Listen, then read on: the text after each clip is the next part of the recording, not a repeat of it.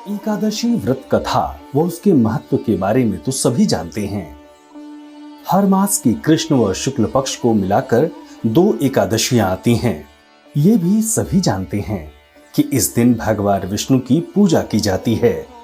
लेकिन ये बहुत कम लोग जानते हैं कि एकादशी एक देवी थी जिनका जन्म भगवान विष्णु से हुआ।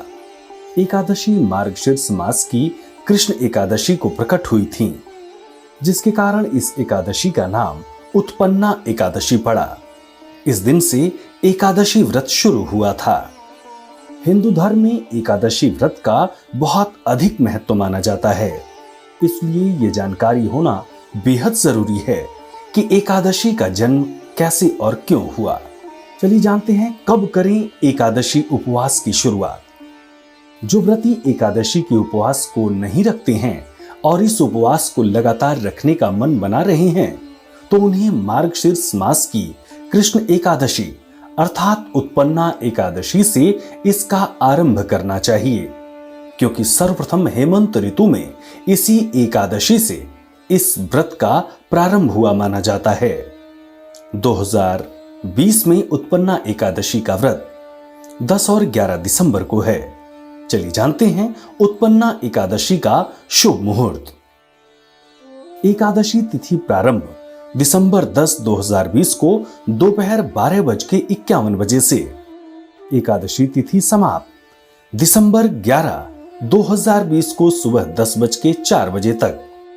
पारण का समय दिसंबर 11, 2020 को दोपहर 1:17 से 3:21 तक।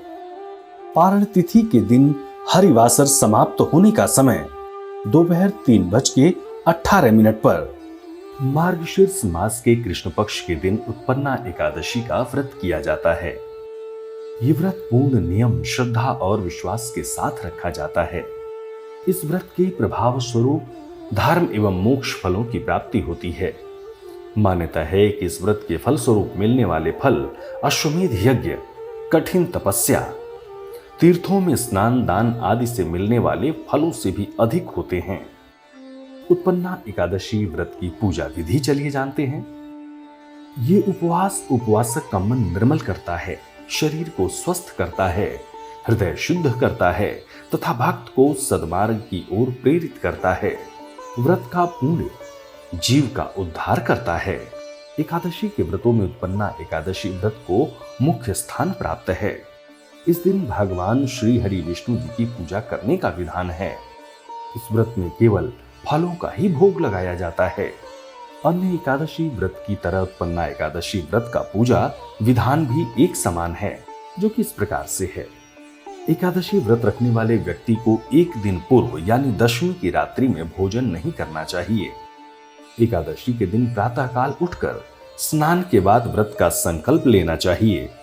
इसके बाद भगवान विष्णु का पूजन करना चाहिए और उन्हें पुष्प, जल, धूप, दीप, अक्षत अर्पित करना चाहिए। इस दिन केवल फलों का ही भोग लगाना चाहिए और समय समय पर भगवान विष्णु का सुमिरन करना चाहिए। रात्रि में पूजन के बाद जागरण करना चाहिए। अगले दिन द्वादशी को पारण करना चाहिए। किसी जरूरतमंद व्यक्ति या ब्राह्मण को भोजन व दान दक्षिणा देना चाहिए। इसके बाद स्वयं को भोजन ग्रहण करके व्रत खोलना चाहिए। ध्यान रखें, उपवास में तामसिक वस्तुओं का सेवन करना निषिद्ध माना जाता है। वस्तुओं में मांस, मदिरा, प्याज व मसूर दाल है। ब्रह्मचर्य का पालन करते हुए व्रत का संकल्प करना चाहिए। प्रातःकाल समस्त दैनिक कार्यों से निवृत्त होकर स्नान करने के पश्चात सूर्यदेव को जल अर्पण करके भगवान विष्णु जी का ध्यान करना चाहिए। इसके पश्चात धूप, दीप, नैवेद्य से भगवान का पूजन करना चाहिए। वहीं रात्रि समय दीप दान करना चाहिए। ये सत्कर्म भक्ति पूर्वक करने चाहिए। एकादशी की रात्रि को नींद का त्याग करना चाहिए और रात्रि में भजन, सत्संग आदि शुभ कर्म करनी चाहिए। उस दिन श्रद्धा पूर्वक ब्राह्मणों को दक्षिणा देनी चाहिए और प्रभु से अपनी गलतियों की क्षमा मांगनी चाहिए। और यदि संभव हो तो इस मास के दोनों पक्षों की एकादशी के व्रतों को करना चाहिए। जय श्री हरि। सब्सक्राइब करें टोटल भक्ति को अब हमारे वीडियोस को सबसे पहले देखने के लिए बेल आइकन को दबाना ना भूलें।